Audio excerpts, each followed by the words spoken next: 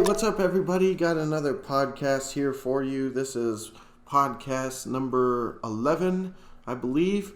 And in this video, we're going to be getting into a little bit of NBA discussion. I know that we've made periodically some videos about different stuff throughout on ClipJoin, as well as probably something on DENT Sports as well, but we wanted to make another one here for DENT Sports because in the world of basketball, there's so many games every week that it's like kind of hard to keep up on it, and things can change in a week with one injury and stuff. So anyways, we're going to go ahead and get another video here, and we got exciting stuff to talk about with our teams for the most part, and with other teams, not so much. But I thought in this video we'd go ahead and start with the aforementioned Clippers in the clip joint because guys,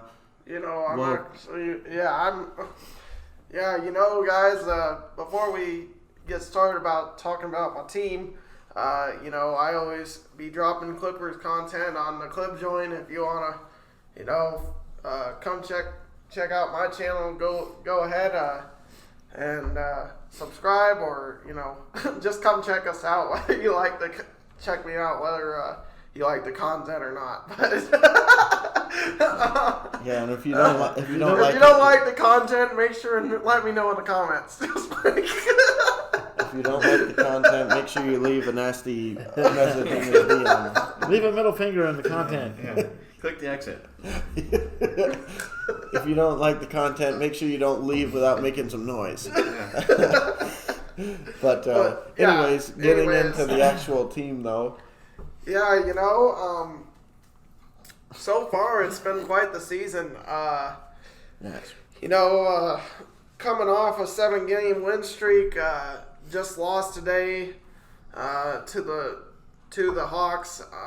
It was unfortunate, but what are you gonna do? I mean, we got 3 of our starters out, 2 due to safety protocol, and then 1 due to knee soreness. So, it's it's just. Were all 3 of these related at the strip club? Were they chicken wings? Was 2 of them because they were sitting next to each other, and then the other one was eating chicken wings or something? Was that? I'm not exactly sure. Okay. What it was like, what the whole idea was, but I remember. I do remember last year, Lemon Pepper Lou doing that, going to the strip club. I just call him that now because it's just a freaking funny name for him. As Terrell Owens says, looks like a duck, walks like a duck. Right? But just to get into the overall team performance, I mean, it's been freaking awesome this year. Ball movement is great. The defense hasn't been all that great compared to last year. I mean, we were 3rd in defensive rating last year, and so far we're like 18th this year. But I think that part of that is just because we play small ball lineup, and a lot of other teams expose that. Granted, Serge can play defense, but you're just gonna struggle. And, it doesn't matter. It doesn't matter. The bottom line is your offense is a much better flow.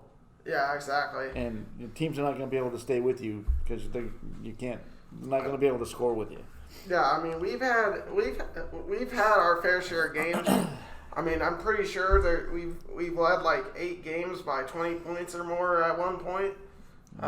So it's like, I mean, the offense is there. It's just being able to stop people. The Clips are looking great. I mean, this is looking better than I had envisioned it would look. And the difference has been Paul George. He looks amazing this year. He looks like he's came out with a chip on his shoulder and said, I'm going to prove everybody wrong that thought I was the reason we were losing. And if he continues to play like he's playing and everybody stays healthy, I give him a real good chance to win. Yeah, I know. It's... they got the pieces. They got the players. Batum has been, in my opinion, the best pickup in the offseason so far that I've seen off of any team. Yeah, no, I would agree. He's playing huge for him, giving him big minutes. You know, I mean, he was hurt last year, so didn't even play. They pick him up in the off season. He's come out and look. They've lost nothing with him in the game. I know. I mean, to me, he's more than made up for what we were missing in Harrell. Yeah. I mean, I feel like he's giving us just as much production. Defensively, he's just as solid. Yeah, he's really solid.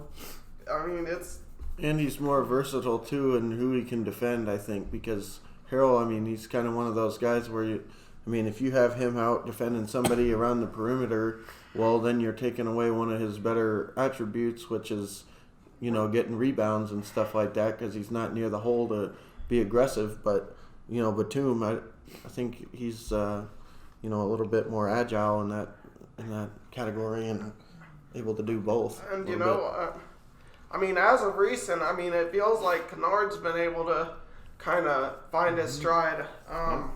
He's been able to, have a couple of high-scoring games as of recent. Well, he's a typical, he's a spot shooter. You get him the ball in an open position, he's going to knock it down. Yeah. That's one of his best things he does, is the guy can shoot the ball. And that's exactly what the Clippers need. They need guys that can shoot. Watching Kawhi, the Kawhi show got a little old. Yep. Watching him dribble the ball around and pass to nobody and keep shooting. Yeah. And I just think right now they're playing a much better brand of basketball. And although, I've never been a huge supporter of the coach, but in this case, I think he is the right guy for the job there. He's doing a wonderful job of letting these guys play ball, putting them in positions to get the best out of their games. Yep. And barring injury, like I said, they're going to be right there. Yeah, I know. If you're a Clippers fan right now, you got to be liking what you're seeing. It goes back to what Doc Rivers was saying. Before the season even started, he was like, well, he was sitting under me, so it's not going to be much different. I would beg to disagree there. I feel like the brand of basketball that we're seeing now compared to what we were seeing when he was the coach, completely different. Yeah. In terms of ball movement, and that's not a knock on Doc. Doc was actually telling him what to do instead of just letting him have a clipboard. Yeah. There's something to say about that. He knows what to does because he's seen it before, right? Just get the hell out of the way. That's what he did in Cavalier Lane, right? Yep. Was, hey, I'm not going to tell these guys because they know what they're doing. Mm-hmm. I'm just here just to, cheerleader. Just a cheerleader is all he is. And, again, just like you talk about football, right? Head coaches, what do they need to do? Mm-hmm. Let their assistants coach. Let the players play. Mm-hmm. Get the hell out of the way, right? Yep. So he's the one that's putting the cohesiveness. So again, I'm sure he's learned it from LA and he's learned it in Cleveland. Yep. This is what he's doing. He knows it works because he's seen it work. Yeah. He's sitting there going, he's been a part of it. Yeah, he's like, hey, just shut up and just let these guys do what they need to do. Mm-hmm. Mm-hmm. Yeah. And the biggest thing that I've seen different is exactly what you said, is less of the Kawhi show. I've seen a huge difference in him with just, not maybe taking that shot in triple coverage and actually passing the ball to somebody. It's like last year he would have taken it, and this year he's passing, and when you get other people involved. The ball starts moving on that team, look out. You got trouble. Well, it's any team, right? If you play basketball like basketball should be, you're going to be tough to beat. If you rely on, one-man shows, it's going to be done quickly. And Kawhi is, he's still having a phenomenal year. Oh, yeah. He's going to get his. He will. Yeah. But he's better, if they don't, then they're really screwed. Yeah. But like Dad said, Paul George has really been the one that's really stuck out throughout this first quarter of the season. Yep. Yes. Without question.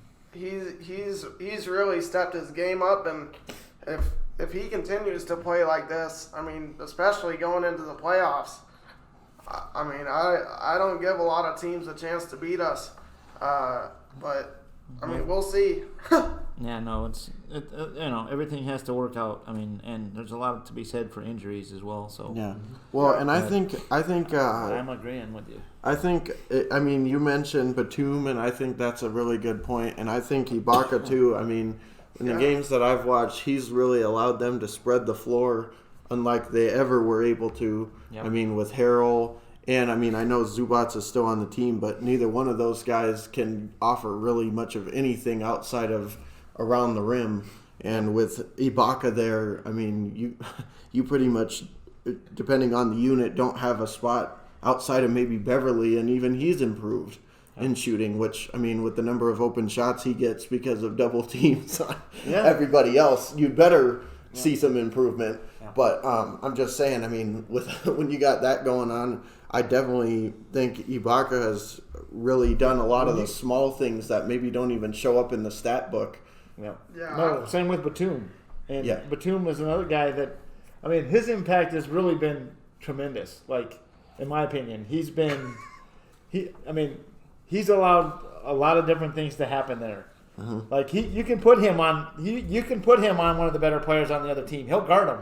He's a good defender. Yeah, he can allow, instead of Kawhi having to go guard him, they put Batum on him. Yeah. That's fine. And Batum's got the size, so it's not like That's exactly why. Yeah. He's got the size, but he's also got the agility and the speed to be able to guard people. Yeah. Mm-hmm. And then you throw in the fact that the guy can shoot 3-pointers, and you've got a really nice thing going on. Yeah. Well, and you were talking about before how they're playing small ball, but they average almost double the amount of blocks as their opponent per game, 82 to 46. So I mean, yeah. I mean, I'm just saying. I mean, sometimes that can create mismatches. Yes. Defensively, but overall, I mean,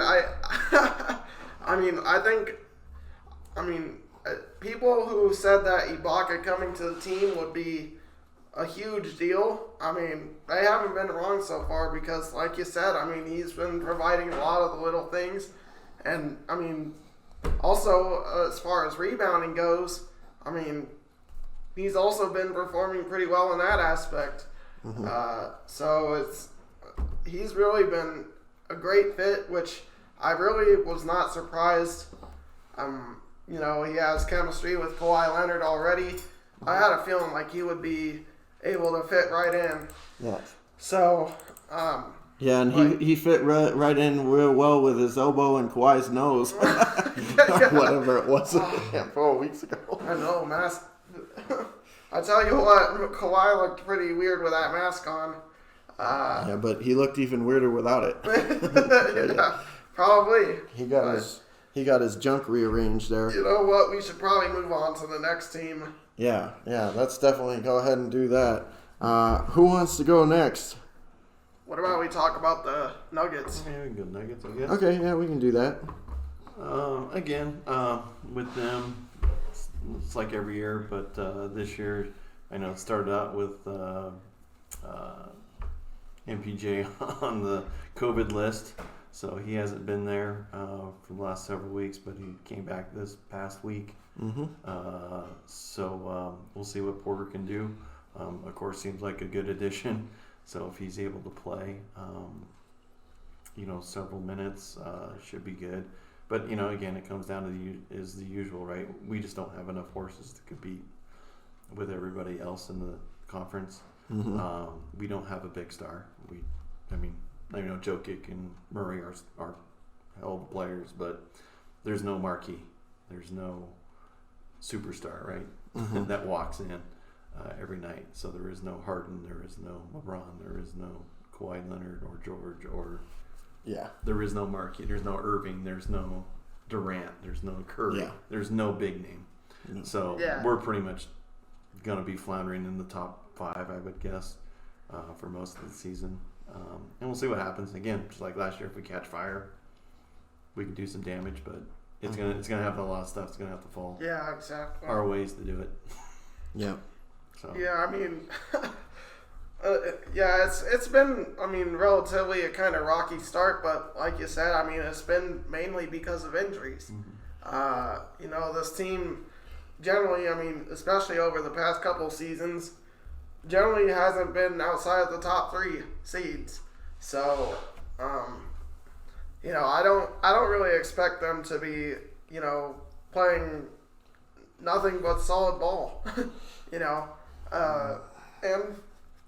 as they became more healthy, they have began to play better. They had a couple games with the Suns that went to overtime, and they ended up winning both of them, I'm pretty sure. So, you got to get players playing, big minutes. And so far, they've been able to do that. So, they just got to continue. Yeah. Yeah, I mean, like you said, we're in the conversation, but there's that missing cog that puts everything over. We're sitting at 10-7. We're only 3 games behind the Lakers and 2 games behind the Clippers. 3 games behind the Jazz, which kudos to the Jazz. I know they've been playing to be hanging up there with 13-4 with the Lakers and the Clippers. That's good on them. So it's going to be interesting. Again, as usual, the West is going to be stacked, and if things don't go your way, you could be actually sitting out. Yeah. If you're not a Clippers or a Lakers. Yeah. If you hit a bad 2-week spell, you could be sitting out of the playoffs. Yeah. Because the Mavericks are sitting out right now. The Rockets pretty much have just traded away their season.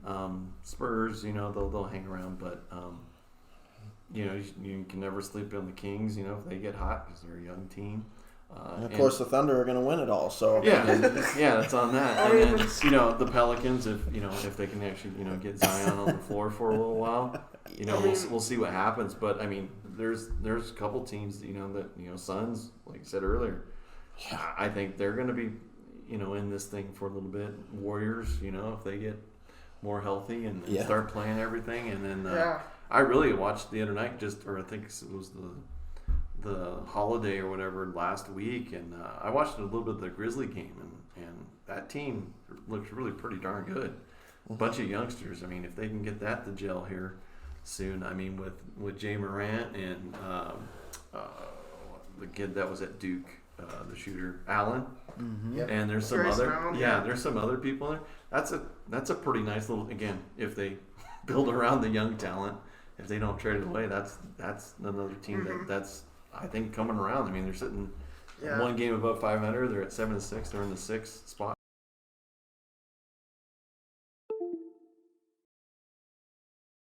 Pieces, that are there. So again, they look kind of like the Nuggets, right? They have pieces, and then but until they get more pieces to make a chance, then they'll do that. Yeah, I was one of the people that was pretty high on the Suns to start the season. Actually, so yeah, he had them finishing in the top 4 in the West. Yeah, to start the season. Which doesn't look not too far not reasonable. It seems pretty reasonable to me.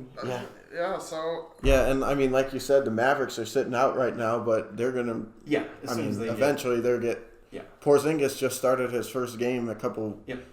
Like 2 games ago, so it's like, well. Yeah, I fully expect. The Mavericks not to be out of the playoffs.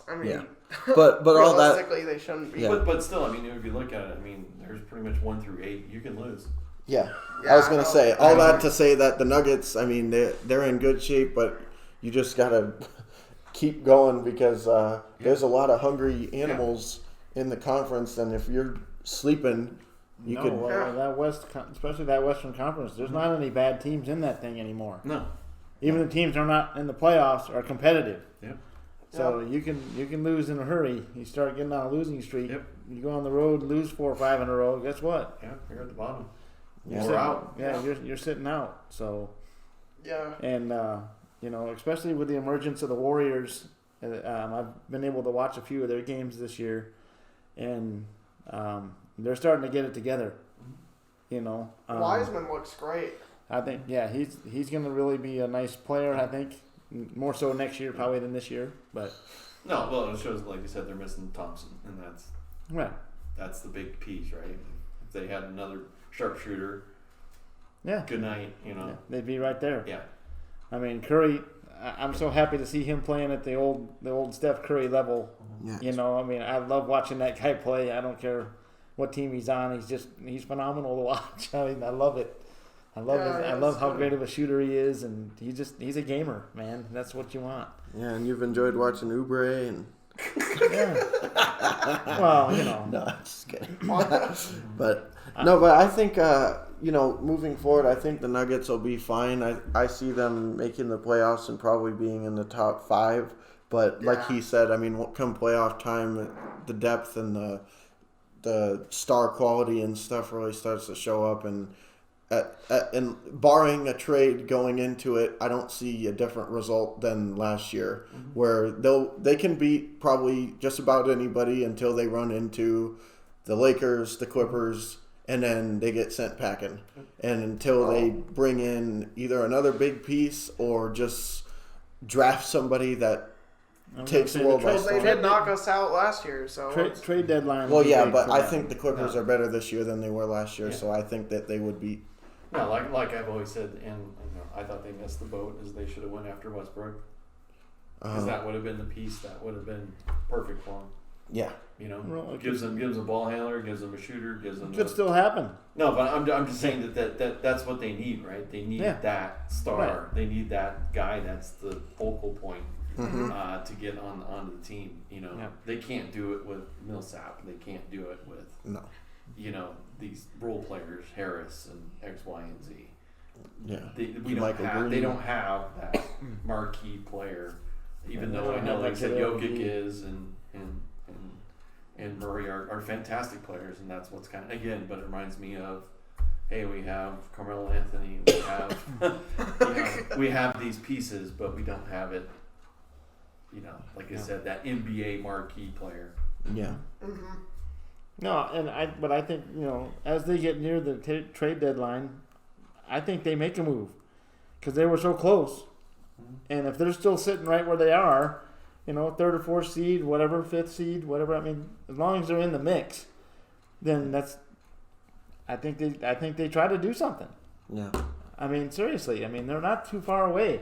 If you add, like you said, you add Westbrook to this crew, all of a sudden you could be looking at championship. Mm-hmm. That's how good they are. This team's proven they can play with anybody anyway. The way it sits. Now you give them a guy like Westbrook or something like that could, or a Bradley Beal or somebody like that that can come in and dump 34 points a game. Yep. And all of a sudden you're talking about a totally different scenario. But that kind of goes back to what we were talking about in a previous video about when you have a solid nucleus, you build around them. It's like it's kind of like not to kind of go back off track here, but I mean, for example, I feel like this is kind of common for both of our teams, the Clippers and the Nuggets. I mean, we had a solid nucleus of guys, and then we managed to bring in Kawhi and Paul. But the Nuggets, they drafted Jamal Murray and Nikola Jokic, and what have they done? They've managed to continue to build a solid foundation with those players.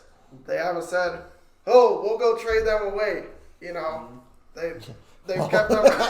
Well, at least it's like there was talks about some people moving for Harden, but I don't know how true that was, or if it was just. I was glad it wasn't. Yeah, I was gonna say I think that guy's an idiot. I was gonna say we'd be having a completely different conversation about what I think of this team if they had done what was potentially rumored.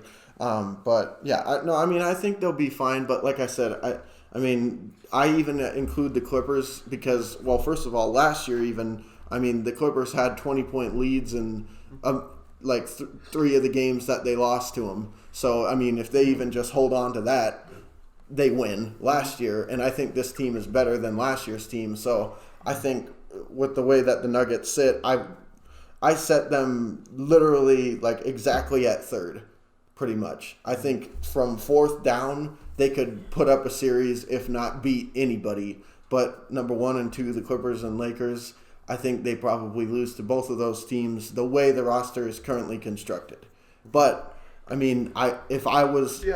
just put it this way. Are they watching tape? I'm just saying, if I am an executive or I am a general manager of the Nuggets, I know the same thing. Mm-hmm. I'm saying the same thing. So the question is, what are you going to do about it? Yep. Are you content with just being what you are right now? Which that's why I think the trade deadline they're active. Yeah. I don't think they just sit on it this year. I think they go, you know what? Because everybody knows you got a small window to win. Mm-hmm. You know, and Jokic, I mean, that guy is one of the most amazing players in the league right now, in my opinion. Playing that position. I mean, he can do it all. He's the best center. I mean, he's amazing. He's amazing to watch. And Murray's another one that is he's a phenomenal player, amazing to watch. But the window isn't going to be open all that long before shit's going to happen. And not only that, but I think in terms of like the GM position and that, we're at that point now where more is expected. We're not the Denver Nuggets that just barely made the 8th seed anymore. We're the Denver Nuggets competing for a championship. Yep. And with that, I think that's why I say as this season rolls on, I think they will be one of the teams that is looking to make a trade. Yeah. To up their chances. Yeah.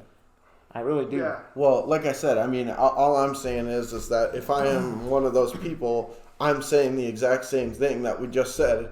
Is the way that this is constructed, it's going to be a similar result as last year. The question is, are they going to do something about it? If they don't, then, I mean, maybe they're fine with just, being one of the better teams but not winning the championship. I mean, hell, there's plenty of teams that you can say that for. But, with how Michael Porter's been developing over these past couple years, I mean, who's to say that he couldn't be the one that gets them over the hump? I mean, I think that guy could easily be an all-star in a couple seasons. Yeah. So, I mean... No, there's nothing wrong. Like you said, it's just, like you said before, it's just need to build more depth, right? So, once you get out of the, the two guys going on to the bench, now we need more people to score, pick up the score. I just think, like you said, I really think a nice point guard would be something that would help you. Mm-hmm.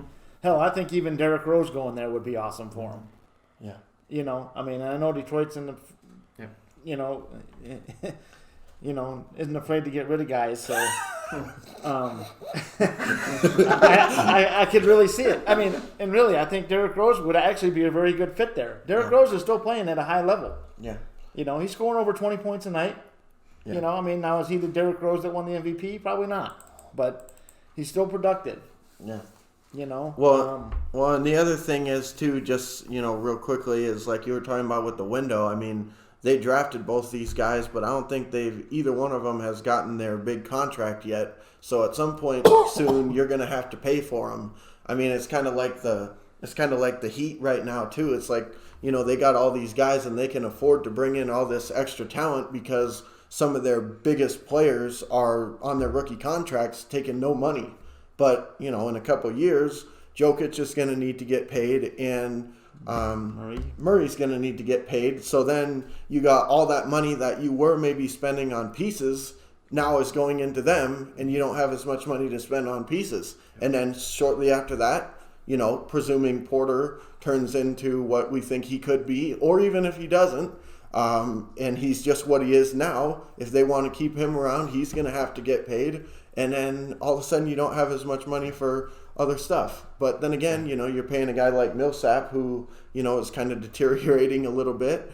And I think, moving his contract out wouldn't be the worst thing. As a matter of fact, in terms of making a trade at the deadline, I think trying to move Millsap might be a good idea. I think that's the piece that needs to move. Yeah, because the last couple times I've watched him, I've kind of thought, man, this isn't the Millsap I remember. And I think he could be valuable to some teams, but he's not the piece that's really making your thing quick. So you could get some value for him and not really lose a big part of what you got going on. And I think there's other people that can. Or you could possibly even use him in a trade for, a great player of some sort, like a Russell Westbrook or, I mean, that's what they were just saying. I thought you were saying trading him away for some depth. I was like, Well, both. I mean, it would be both. depth, but it's just it's removing a cog that's not performing or up to the standard of the rest of the team. Yeah, whether that be move him in as a piece of getting a much better player or just moving him to get more depth. Yeah. One way or another, I think he would be somebody that would definitely maybe draw interest. That would not be a big miss for the Nuggets. Like Steve said, Pistons, Wizards, those, you know what I mean? Yeah. Those are the teams you're going to have to start scraping. Like, oh, hey, can we pillage a star athlete off of that roster and plug him in? Absolutely. I don't see a scenario where for example, like Westbrook, I think he would be an awesome fit there. But I don't see a scenario where they're going to trade him without you giving up Murray or somebody that you really are not trying to get rid of. And Westbrook, for the long haul, I mean, Murray's got a lot longer future ahead of him, like a brighter future as far as he's going to be in the league a lot longer than Westbrook's going to be. Yeah. So, I mean, you don't want to necessarily give away your future, but that's why I thought, Derrick Rose is just somebody that I thought of, but that's why I thought of a guy like that, somebody that can immediately help. And he'll give you a couple of good years and may not kill you salary-wise. Well, yeah, exactly. And may not kill you. I mean, having to give away the team in order to get right, like a Brooklyn Nets situation where you got Harden, but good luck on the bench because you ain't got nobody left. But no, it's true. I mean, that's exactly what we're talking about, But I think that's why I say with everything that is going the way it is, I really think Denver's going to be an active team this year. I really do. I think they're at a point where they're like, okay, we know we're good. Mm-hmm. We almost went into the finals last year, so here we go. Mm-hmm. Yeah. So like I said, for me, it's just they know what needs to happen. It's just a matter of if they're going to do it or if they're content with being top four.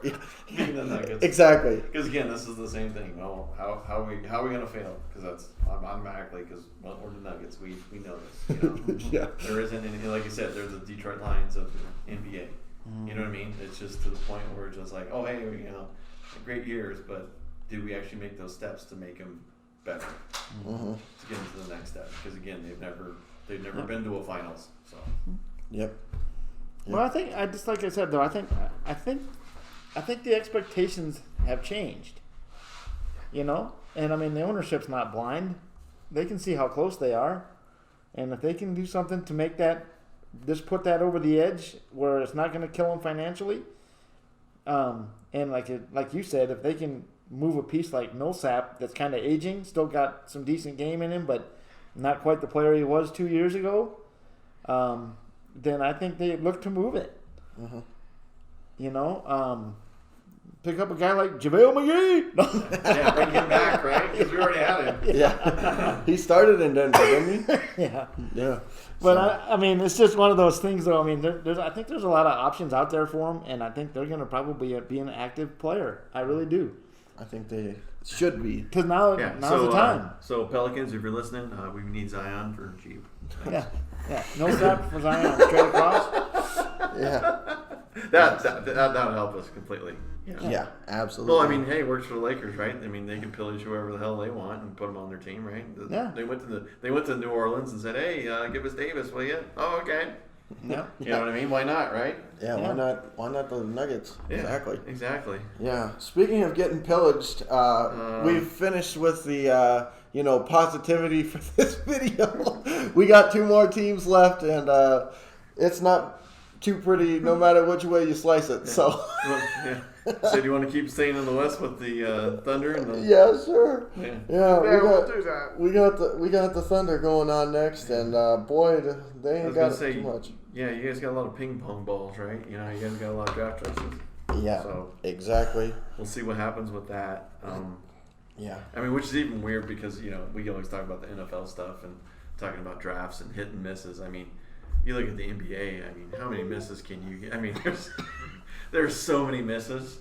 I mean, in the NBA, it's not even funny, and and it's usually the same thing too. You're like, well, we saw this guy in college. Why isn't he drafted in the first round or whatever? And they always go, oh, this guy from Greece, so you're like, why? And of course, then they don't even pan out, and don't even play. So again, it's just weird to have that many, you know, just draft choices, and it's just like, oh, it's nice, but unless you're in the Danny Ainge situation, right? Right. Where you have a great team and you've got things and like, oh, I got extra draft choices, so that makes me more, you know, lucrative and appealing that I can trade some of this to get some more talent, X, Y, and Z, right? Yeah. But when you're in a position where you're like, okay, the cupboards are bare, how are you gonna fill it? And it's just, Case in point, Pokuševski. I mean, you know, this guy came over from France. That was our first pick in the draft this year, and it's like, well, you know, he had all the highlights and all this other stuff, and people say, oh, it's the second coming of Christ. And, you know, so far, You've been swearing Christ. Yeah, I was going to say, I've been using his name in vain because, I have not been very impressed from what I've seen. And, I mean, he hasn't seen very many minutes either, which is kind of, you know, a situation to me where it's like, I don't really know what to think of that. I mean, he's seeing less minutes than the majority of the people on the team. And, you know, from my perspective, it's like, okay, first of all, what are you expecting to see from him if he's not out there? And second of all, if he is, if you feel the same way, then apparently there must be something else going on if you're still not putting him out there, even though we all know that. I mean, we all know, like, if he's a rookie or whatever, then he needs to be out on the floor, especially when we're losing anyways. You know, that's what I said in the other video. It's like, it'd be a different scenario where, you know, this team is going places to the championship or to the playoffs and doing serious things. And, you know, we already have a core group of people that, you know, is going to take us there, and he's just another piece. But that's not what's going on at all. I mean, right now we have basically, you know, other people's leftovers and, you know, a mishmash of just different random picks and, you know, draft picks and this player and that player from that was picked by that team and stuff like that. And, I mean, pretty much you look through the roster and you don't even recognize 3/4 of the names. I mean, looking through this group of people, and 3/4 of them, I couldn't tell you what their first name is. I mean, some of them that are still on the team, but the rest of them, I'm like, shoot, I don't even have any idea. Yeah. So I mean, you did the same thing. Like, you know, like I said, I don't even know anybody on, you know, in the last several years on the Thunder, and then, you know, it's like we talked earlier, right? You know, send off, you know, Schroeder out to the Lakers. Yep. You know, again, the rich get richer, and you know, the other teams get poorer, because again, he's the guy that can play, right? He's obviously got value. Yep. And then you went, oh, we don't need him. You know, it's, you know, hey, I'd rather have a ping pong ball instead of this guy. Yeah. You know, and which is you know, not, you know, which is not good, but you know, even if you look at the, you know, results and stuff, I mean, they're in games even with this mishmash and mash unit. Mm-hmm. I mean, they're hanging with Portland, and they're, you know, playing okay. You know, it just depends on the night with it. But yeah, like you said, probably longevity, it probably doesn't hold up. Yeah. But again, they're playing good enough ball, you know, to be in conversation. But again, I just don't know what they're going to be doing now and moving forward. I mean, again, it could be the same thing. Like, hey, all we're going to do is just keep trading for ping pong balls, and eventually that doesn't do it, because eventually you have to make those moves to do something. Mm-hmm. Yeah, exactly. And I mean, eventually you have to have the other pieces around them and not trade them away for more ping pong balls. And I mean, especially like I said with this Poku guy, it's like, man, I mean, we're losing anyways, so why is he not being one of the main focuses of getting minutes on this team? It doesn't make a lot of sense to me, but, you know, maybe there's something I'm not seeing, but, you know, as far as I'm concerned, if we're going to lose anyway, I want to see what he has. Yeah, might as well get experience. Yeah, I mean, he's the first-round draft pick that we made for this year. I want to see what he has. I don't want him on the bench having less minutes than, you know, George Hill. I mean, George Hill is, you know, a good player, solid, but he's in his 30s. We've seen what he has to offer, and I want to see what this guy is. George Hill is probably going to be a part of a trade piece to go somewhere else, you know, or we'll just let him walk for nothing because we're not going to re-sign him. So it's like, why is he seeing, you know, a handful more minutes than Pokuševski? And, you know, I mean, and that just goes back to what you said earlier. It's like, well, if this guy is kind of a bust, well, maybe that tells you something about, going out of your way to draft all these foreign players all the time instead of just going with people that, you see in college basketball all the time. But yeah, I mean, and boy, just looking at the stat line for some of the things on here, I mean, it's just, it's not pretty. It is not a pretty thing when you look at some of these stats. I mean, we're losing. The opponent is averaging 7.8 steals on us a game, which is like, wow. I mean, that's basically 14 points right there at the very least, depending on the situation. Our opponents are averaging almost 5 blocks against us. We're turning the ball over on average 13 times a game, which is putrid. And I mean, good Lord. The only thing that, is positive is we haven't had a single ejection this year. But, apart from that, I mean, there's a lot of stats where we're just getting absolutely blown out. And it's like, wow, no wonder we're losing games. But at the same time, like he said, I mean, we're competing. So going into this season, that's what I was expecting, was to compete but lose, because we got rid of everybody that was worth anything is now gone. So even though the direction or what the franchise wants to do seems to be either build through the draft or amass picks so that we can trade for people, I'm not sure which it is yet. Right now it's leaning more towards just draft picks, but even though that's a clear direction, I guess, until the direction is actually at the end of the road and we're like having passed that, it's going to be ugly. And that's exactly what's going on right now. Yeah. And I wasn't expecting anything different. But what I will say is, from what I've seen this year, the win-loss ratio or whatever expectancy going into the season was listed as 22.5. I think we will get over that. That's what they projected us to be at. ESPN or whatever projected us the win-loss number to be 22.5. I think we'll get over that, and I think we could easily get over it by double digits. As a matter of fact, I think we could easily get into the 30s from what I've seen so far. But I'm definitely not. I don't think we're going to see the same magic where we sneak into the playoffs as a 5 seed or something like that. We just don't have the talent for that. But I could easily see us getting over the expected game-winning whatever. Yeah, one thing I wanted to mention that I was thinking about is Pokuševski kind of reminds me of Milos because he's spending more time talking to people on the bench than actually playing in the game. Yeah. But I mean, I'm sure he's working out and practicing before games, which is something Milos wasn't doing, but well, Milos is working on his acting career. You know what I mean? So it was a good thing he was in LA. He was making connections. Yeah, exactly. But he was like, "Now, what can you do for me?" John Wick 3. Yeah, I'll be in that. But I mean, going forward, I like what the Thunder are looking at. I mean, I think Shea is a freaking awesome player, and I think they should be looking to keep him around for a long time. He's playing absolutely phenomenal this season. Yeah, I mean, I've seen multiple games where he's had 30 plus, and I mean, the guy's a beast. Yeah. I mean, I'm not. I mean, honestly, if the Clippers had him right now, I mean, it's over. If the Clippers had him right now, it would be over, in my opinion. I mean, so.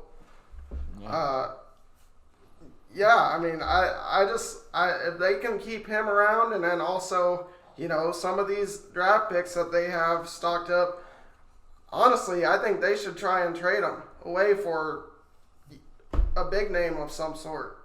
I mean, because I think Shea is the perfect person to build around for this organization. So, I would agree. Yeah, when I'm looking at the Thunder, I'm looking at a team like the Kings, and I'm saying just wait till they, get some of their draft picks that turn out to be good players, and then make a trade with them because they're always blowing it up. So I'm looking at a guy like Buddy Hield, and I'm saying, oh, they're already talking about getting rid of him. It didn't happen this offseason, but there was already discussion about him being traded away when that guy is a solid player. If we could get our hands on him, I think he would be a great number 2 guard along with Shea. And then, just wait to see who else they draft and what they look like because, like I said, they're always willing to deal away their best players for nothing. So, they're an ideal team. Maybe we can trade for Gordon Hayward's ridiculous contract. With Charlotte. He's actually, you know what though? He's actually playing some damn good ball this year. No, I know, but I'm just kidding. But anyway, but nothing I'm seeing is like shocking. Going into this season, I wasn't expecting much, and I'm actually kind of surprised at how competitive we've been with how little we have. And I think that speaks well to the coach that we brought in because he's definitely done a good job at having the team prepared night to night. Even if we don't win, there's a big difference between, not even showing up and getting blown out and competing with teams when we talent-wise are whole different level. Yeah. So. I think, like you just said, I think the coach has actually done a pretty damn good job up to this point. And the one thing that, you can always go back to, like we've talked about it several times over, however many years now, is the one thing that the Thunder have done better than most teams ever have is draft people. Whoever's in charge of their scouting department does a great job. You look at the Durants, the Harden, all these different players that have come out of there. These people were drafted by the Thunder. Mm-hmm. So somebody in that scouting department knows something. Yeah, why they can see like guys that are actually going to work out. Mm-hmm. So that's why when you see these guys taking on all these picks, there's a reason. They know what they're doing. Yeah, I have a little bit more faith in them actually doing it correctly than I would in the majority of other teams, even though it can be risky nonetheless. No, yeah, and I'm not here to say that it's going to be a perfect 10 every time they pick one. Yeah. We all know it's not. Don already look said at Pokusevski. Don already said it. Most of these guys are busts. Yeah. But in terms of the Thunder, they've been able to amass some great talent and had it work out. Mm-hmm. So, I think it's cool the way they're going. And like you said, they're actually ahead of schedule on where they should be talent-wise and, the type of performances they're putting in every night. The whole team is not just sitting here going, screw it, we're going to lose anyway, who cares? Yeah. You got guys out there busting their ass trying to get to a position where they can make more money. Uh-huh. And so, the team's not cashing in the chips. They're playing hard. Yeah. And so with that being said, I like the direction they're going. Yeah. And I really like, some of the guys that they actually traded for and got, like, for instance, in the Phoenix Suns trade, we got Isaiah Roby to come over, which, just looking at the name on the thing, you're like, who the hell is that? But he's actually came in and actually proved to be a pretty damn decent role player, at least. I'm not saying... you say Muscala's been playing. Muscala, yeah, there's another guy. He's a guy that's been balling, so... That we got. But, we didn't get him. We had him last year, too, so... But I'm just saying, there's guys that have came over that are young and have proven to be pretty decent. And then you also got a guy like Lugens Dort, who we also drafted. And he's, defensively is about as good as you can ask for. Offensively, he's I would have liked to see a little bit better progression for him in terms of offense. Again, did he watch the tape? He and everybody else knows that if he could just get better on offense, then he would be, maybe one of the better players in the league. So I was hoping that he would really work hard on it and we'd see a little bit more consistency, but it's still the same thing where, one night you'll see, 25 points and he's, on fire, and then another night he'll shoot I think the other night he had something like 4 for 18, and it's like, we can't have that. I mean, that, first of all, when you're shooting it that badly, you need to not shoot. But second of all, you need to not shoot anyways if you're going to put out that kind of a performance. And when you're putting out that kind of a performance, the defense just says, okay, we'll leave him open. And when they're legitimate, I mean, there was times in like the Rocket series where they legitimately, if he was behind the 3-point line, they just stood there with their arms crossed pretty much and said, go ahead, shoot it up. And half the time he did, and 3/4 the time he missed. So that needs to improve, because otherwise he's a liability out there. As good as he is on defense, if he can't, reliably put any points on offense, we can't keep up with people. To me, I feel like a player that you could kind of make a comparison with him to is kind of like a Beverly. He plays great defense, but, if you could just rely on him to do kind of what Beverly does, where he can give you 3-pointers at least and can be a solid passer, and play solid defense.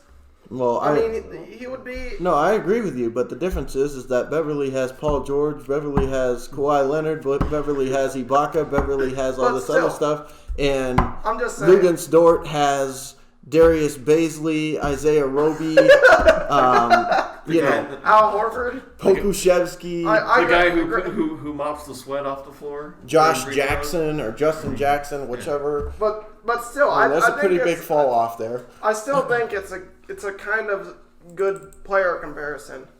Yeah. I mean, there's a lot of guys in this league that have made careers out of not being good shooters. Dennis Rodman comes to mind. Yeah. Probably better than anybody I've ever watched at creating a position for himself. There's not a guy in the league that probably didn't shoot the ball better than he did. But, he couldn't have shot it any worse, let's put it that way. The guy was a nightmare on the free throw line. But every night, he's getting the rebounds that you need. He's playing the defense. So you don't have to be a point monger or a stat sheet filler to make an impact. So no, but anymore with all the 3-pointers and everything that they're shooting up a night, you need to be able to keep up with people as much as... Right, but that doesn't necessarily mean Lugens Dort has to be that guy. No, but when he's supposed to be one of the better players, he's seeing the majority of the minutes, he kind of needs to be somewhat. Well, they just need to get other shooters around him. That's really what needs to happen. Because if you got the guy, if he's giving you that kind of effort every night, and you can set him up on somebody, and nobody's a lockdown defender, but if you can put him on somebody and hey, he's going to keep this guy under control, then I'll take him on my team any day. I could care less. I'm not saying we need to get rid of him, but I'm just saying he's evolved into AKA Joe Dumars. Yeah. Right, exactly. That's what you need, right? Yeah, give me that all week long, all year long. So, but I to put a stamp on the Thunder for me, I like what they're doing. I think the future in OKC is going to be good. I wasn't a big fan of everything they did initially. My son and I went round and round, back and forth about the direction. And, how I didn't really agree with the direction they were going in. I didn't think they needed to blow it all up. But, at this point, they're much better than I thought they were going to be. And they've got a ton of draft picks just waiting. And, like you say, too, they could package some of those, maybe bring in a couple of high-profile players. From the Kings. Or whoever,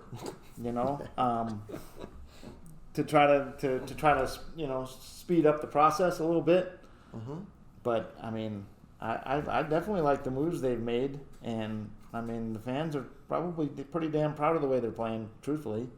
Yeah. Considering. Well, and I made that joke about Gordon Hayward and the Hornets, but with Michael Jordan in charge over there, not too far from accurate, where we could probably get some good players from them too, because he'll send away just about anybody. I mean, it's the same thing with the Kings, with the Hornets, really. Anytime they get anybody good, they end up being a great player for another team. So, but anyway, yeah, no, I mean, like I said, nothing surprising with the Thunder. They're what we thought they would be, except for, they're a little bit more competitive than I thought they would be. But, I mean, at the end of the day, I'm not expecting much. I'm not, hoping we can get in the 8th seed. And in some respects, I don't want them to.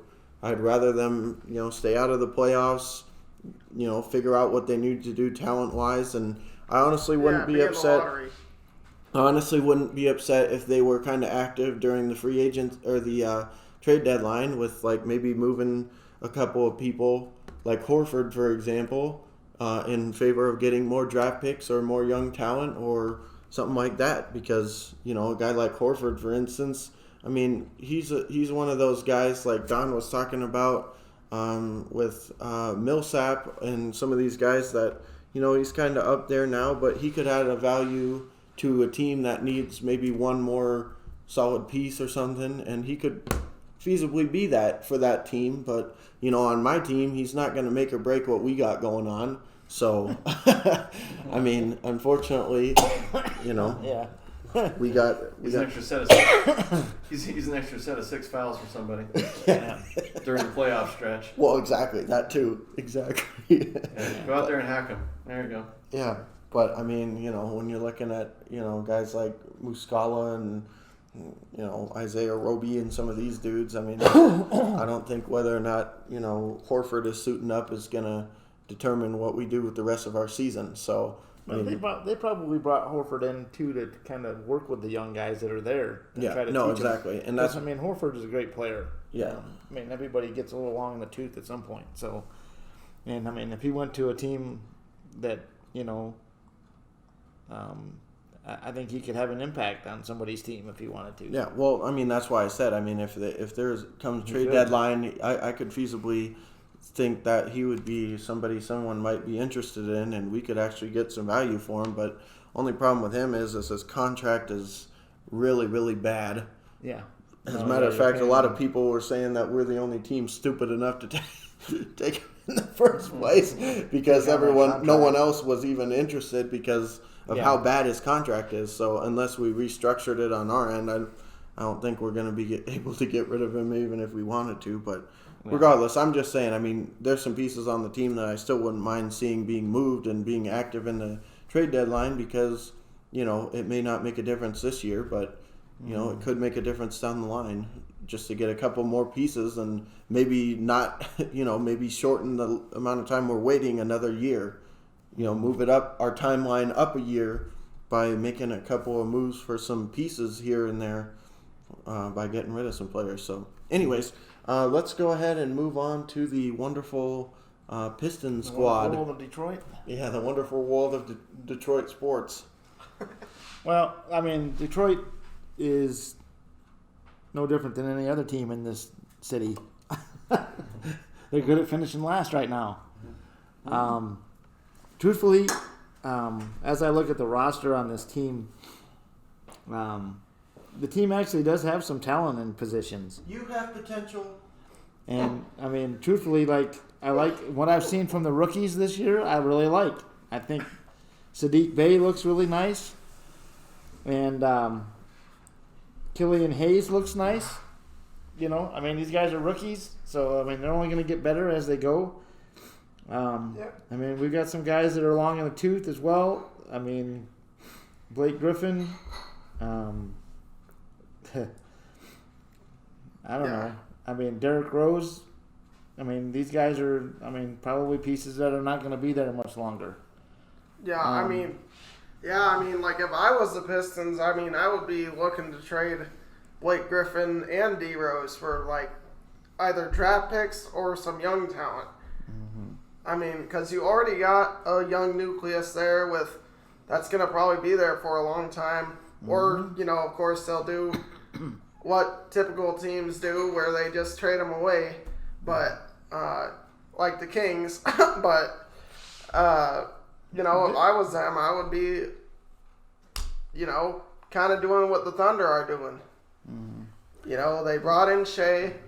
And now they are doing what they need to do to going down the line where they're going to have a young group of players that are going to probably be able to develop as a team, down the line. So, like I said, with everybody else, it's just they have to go into full rebuild mode. They have to dump any contracts, any older players. They just need to go young and go through the process again, like the Thunder are and like Denver's done several times, where it's just keep drafting and playing and see what you can get. And if it doesn't work, trade those off. Keep drafting until you can get people. I totally agree, and this is why they made some moves this offseason. They brought in a new GM. They got the guy from the Thunder, who worked for the Thunder, and so I was really pleased to see that, because if the Thunder have been nothing else, the guy's been really good at drafting people. So if we can get that kind of action going on in Detroit, where we bring in this nice talent, and so far the talent they brought in hasn't been disappointing. And then, they signed Jeremy Grant away from the Nuggets. And it's kind of funny the way things have worked with him, because he wanted to become a focal piece for the offense, and he really has. I mean, this guy's been scoring some points. Yeah, I know. He's been really impressive. It's been kind of funny to watch, actually, because not that Denver underutilized him. I mean, obviously they're doing what they can, and what he's giving them is what he's giving them. But he's kind of turned over a new leaf in some regard. Now he's looking like, hey, I'm Blake Griffin. I mean, basically is what he's looking like. And he's been playing tremendous flipping basketball. I mean, and the 4 wins that we have, you can thank him for most of it. Yeah, he's played unbelievable, and he's given us exactly what he gave Denver with the defense and the other shit that goes with it. And and that kind of ties into the Thunder, because that's where he came from, is OKC. Yeah, no, exactly. So, I mean, it's just one of those things where, this is a perfect scenario where a guy came in and he's like, I want to be utilized as an offensive player. And that's ultimately why he left Denver. At least that's what they said. Who knows what exactly happened there. But my point is that he had confidence in himself that he could make a difference offensively. And they just weren't utilizing him in that role in Denver. So whatever the case is, I mean, I'm happy he's here. I mean, he's doing a good job for us so far. I mean, are we going to win more than 20 games? Probably not. How old is he? But he's a younger player. He's 26. Well, there you go. That's another solid piece that you can build around going forward. Like I said, I mean, Killian Hayes has looked good so far. Sadiq Bey looks really nice. That Sekou Doumbouya, or whatever his name is, he's actually looked really nice. And he's a young player. So, I mean, it's not as if we got nothing going on. I mean, I was a little baffled at some of the moves they made, like when they brought in both Jahlil Okafor and Mason Plumlee. I was kind of shocked at that. I mean, why bring in both of those guys? So... But I mean, again, they couldn't get their hands on Bol from the Nuggets, so they had to. Well, no, I mean it was a total, Plumlee and let them go out of Denver. So yeah, I didn't understand bringing in all those guys. It was like they were bringing in a bunch of centers. That's like, well, why do we need that many centers? Yeah. But I mean, unlike usual, where I sit here and criticize everything Detroit's doing. I'm not going to do that with this, because I think they do have a plan kind of in place. They're kind of doing something similar to what you guys are trying to do, where let's bring in some young talent, and try to see what we can do by putting some pieces around them, like Jeremy Grant, some of these guys. We can use Jeremy kind of now as a base of, he's going to be our guy. Mm-hmm. And hopefully he'll continue to progress. I mean, Blake Griffin, I think he's going to be gone. I mean, he's just hurt more than he plays. And then, he's not producing the point-wise and all this kind of stuff like he was. And I really feel like we got Rodney Magruder. He's probably another one that's going to be gone. Yeah. No, I agree. I mean, and I think, you got You got some old. I mean, I kind of look like you said, like them at like the Thunder. I mean, you got some older, more experienced players, and I think the reason that they brought them in, like a Plumlee and maybe even Derrick Rose and some of these guys, is because their direction is, well, more specifically since they brought in the Thunder guy, but the direction is, to get a young nucleus on the team, and guys like Josh Jackson and some of these guys can really learn from somebody like a Derrick Rose or or even, I mean, hell, even Wayne Ellington. I mean, he's been in the league for quite a few years now, and I think he can really help some of these younger players. Same with Blake Griffin to a lesser extent, because I mean, I think kind of with Blake Griffin, he was kind of part of the thing where they thought with this regime we could win, and it didn't really pan out that way, and now he's kind of, I mean, eating up cap space. Now he's kind of just one of those pieces that you look at and you don't really know what you're going to do with him, because as much as it's been kind of a disappointment that he's panned out the way he has, at the same time, I mean, if I'm another team, I'm saying, what has he done for that team in the last handful of years that would make me want to trade for him and think I'm going to get any different? You know what I mean? I think he's contrary to that, I would say when Blake Griffin is healthy, he's an elite. I agree. He can shoot threes. He can score. He can do everything that you want to have done. His problem is he's hurt all the time. Well, that's what I'm saying. But talent-wise, that guy's an elite player. Yeah, but I still believe it. He's I know, but I'm just saying. I mean, he's not there anymore. Yeah, well, that's what I'm saying. So I mean, it's one of those things where he's probably a dead contract. Yeah, that's what I'm saying. Not going to be able to trade him. Every time in Detroit, well, you just gotta like find a way. Whenever you cannot count against your numbers, then dump him. Yeah. Well, yeah. I mean, just like in LA, he hasn't done anything different in Detroit, where every time it comes to playoffs or something, he's been hurt. Yep. So as far as that's concerned, I wouldn't expect him to be, change that around by going to a new team. And if I was another team, I wouldn't take a chance on it. It really hasn't been much different than when he was with the Clippers. That's what I said. I mean, it sucks because, I mean, honestly, I mean, if he could have been staying healthy, I think the Clippers shouldn't have even gotten rid of him in the first place. But he's an elite talent. I think if but he's just I mean, I think he's a phenomenal player. There's the Reggie Bush. Yeah. I mean, I think. Well, I mean, when he came into the league, he was pretty much around the rim guy, whatever. But he really developed his game. His game developed. I mean, he turned into a hell of a 3-point shooter. I know. And he can score it. And he turned into a real scorer. Yeah. No, he's athletically. There wasn't anybody more athletic than him in this league.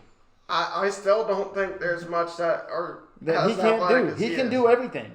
He just doesn't stay on the court. I know. Yep. He can literally do everything you want. He can do it all. Yep. He can score. He can block the shit out of shots.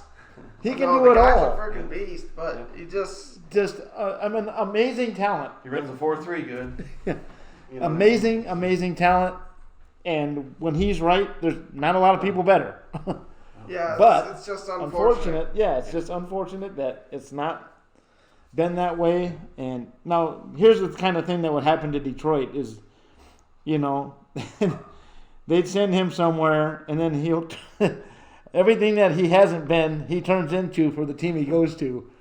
Like, he goes into wherever, and all of a sudden he's healthy through the playoffs, looks great, scores a bunch of points, looks like the all-star that he is.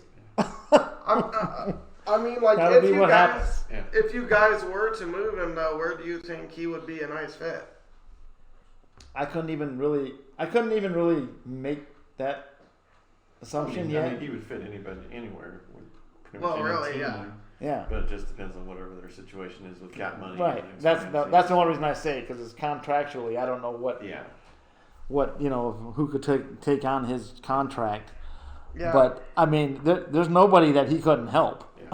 Yeah. I mean, seriously. I mean. Well, not only that, but if he went to a situation where maybe he wasn't relied on to play so many minutes, maybe that could cut down some of the injury problems that he has, and maybe he would be around, but who knows? I wonder if the Kings they've might been be load managing him at all. I think the Trailblazers would be an interesting fit. You know, I think that would be an interesting fit for him. Utah. Him and Melo. I think Utah would be an interesting fit. I think he's. I mean, I think anywhere he could go. I mean, especially like a playoff team of some sort. I think he could automatically elevate the team to the next level if he could manage to stay healthy. If he's healthy, there ain't anybody that wouldn't want him. Yeah. Yeah.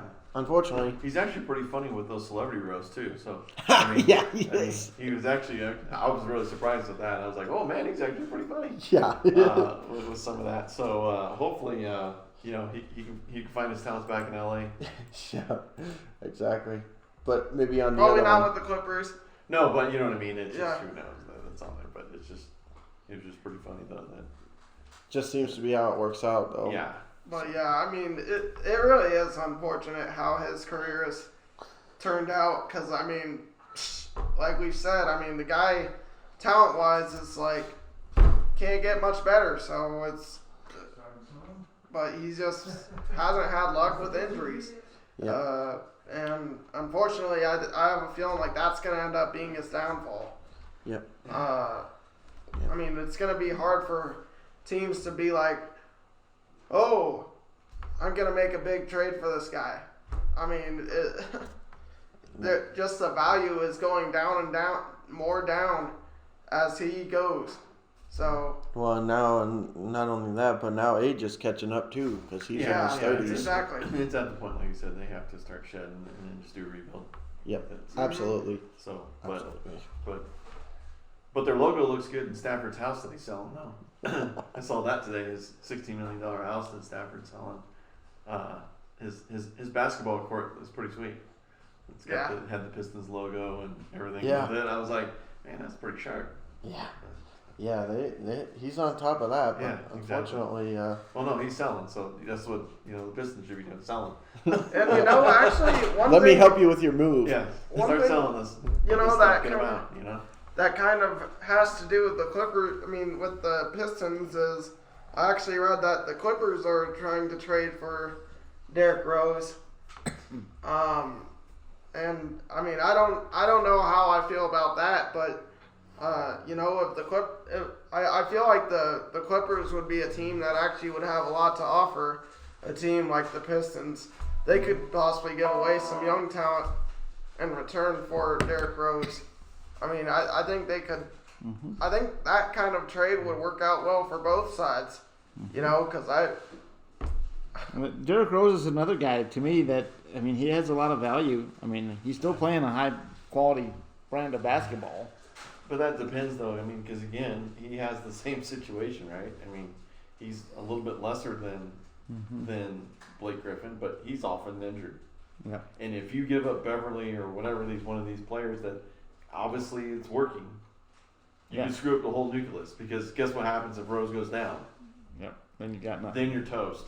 Yeah. Yeah, exactly. Then you actually went backwards instead of forward with that trade. So Again, if he's healthy, great, whatever. But what are you going to give up, though? I wouldn't want to be giving up anything that I have with the Clippers right now because they are playing good basketball. Yeah, they don't need to look at anything. Yeah, that's the key is basketball. They're playing good basketball. Yeah. So I can, there is a market I think for him. Yeah. I don't think he's somebody that's not worth having on a team. I think No. Like you said, I think it's a great trade. But yeah, again, like you said, just got to see where he goes and what he can do with the contract. Yeah. On it, because like I said, I think Detroit obviously now just needs to start flushing it, plugging it away, and start rebuilding. And again, like you said, the guy from the GM from the Thunder, let him work his magic. Mm-hmm. Yeah. Well, and like the Thunder thing, the one thing, like Dad said, he wasn't 100% behind, and he really felt like that the Thunder were not too far away where they needed to go this route. If they would have kept some of the players that they had, added a few more, we were closer to a championship than we were, the number one pick. So, but with that being said, though, what I like about what the Thunder did is they're not waiting around 5 seasons. Like, okay, well, eventually we'll knock him off, and then eventually we'll get to him, and then by that time we'll remove this guy. And they got rid of everybody, and that's what the Pistons need to do. They just, contract gone. Trade. I mean, we literally did in one offseason what a lot of teams take 2 to 3 to accomplish. I mean, we literally in one offseason got rid of the entire starting lineup except Shea, and even 2 or 3 bench players that were, high quality. We literally got rid of everybody in one fell swoop. So if you're gonna do it, go all the way with it. Yeah. No, okay, well, we're gonna bring in this. Trade away this lateral moves. We're gonna trade away this huge contract, but then we're gonna keep this guy around, and then by the time we could potentially get something for him, maybe his contract's up, and then you end up letting him escape for nothing. Yeah. And I mean, that was not something that the Thunder guys did at all this season. Everybody that could be traded was, and anybody that was at the end of their contract that moved on, well, oh well. But they, for the most part, they got bang for their buck every time, and that's what the Pistons need to do, for sure. So, but anyways, I think we've equipped probably more than any of us had planned to on this video. So we'll go ahead and cap it off here. At the end of the day, we're just sitting here talking about what could be. We'll see what ends up actually happening, but hopefully all of our teams are able to accomplish what they need to this season to either be better or start moving in the direction to actually be better. And until then, we'll see you in the finals. Yeah. Thunder Pistons. Thunder. I was gonna say. On it now. Yeah, if we can. We're there. Yeah. Load up your map, your MGM app, and anything else, just lay it on the line. If we can maybe trade Al Horford for Kabengele and Terrence Mann, I think we're a shoo-in to win it for sure. But without that, we might have a series against the Pistons. I don't know. Actually, with how Terrence Mann is playing, though, I feel like he could actually be a solid young piece for a team, whether it be a backup or... No, he is. He already is a solid player. Yeah, so, I mean... He was great in Field of Dreams. Yeah. You just, Baseball, right? Yeah, exactly. Yeah. So, but anyways, if you guys like the content, make sure you hit the like button, subscribe. Make sure you check out the Clip Joint as well as DENT Sports for Denver, Detroit news, as well as Clippers for Clippers basketball, obviously. And check out the rest of our content here on the Tuned In Sports. And you should be in for a good time, especially if you check out, some of the NFL videos during the reviews and stuff.